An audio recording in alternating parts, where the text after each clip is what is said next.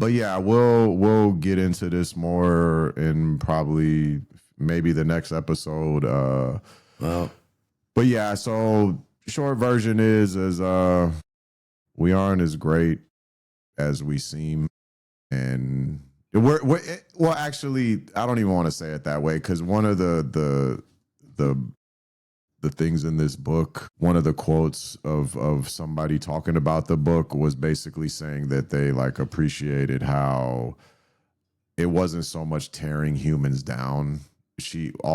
Mostly what she did was just say, hey, all these other animals are exceptional in their own ways as well.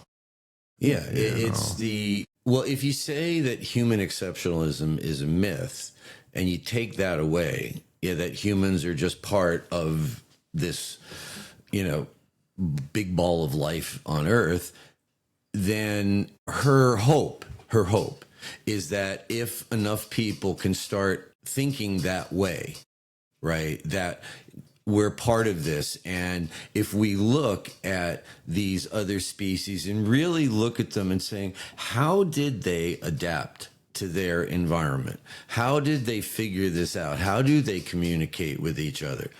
And just by doing that, she seems to believe, when we get to the end of the book, we'll start, like her hope for the future kind of thing.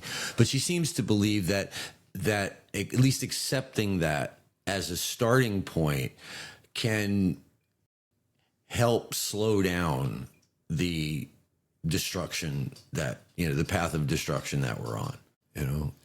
I'm finding so many things in here that are lighting up all these little things in my head of books that I read 5 years ago, 15 years ago, that are starting to fall together, and that it runs with the main theme, I think, of our podcast here, which is how can we, what can we do now to make the world a little bit more comfortable for us and preserve it for our children and grandchildren and great-grandchildren and stuff.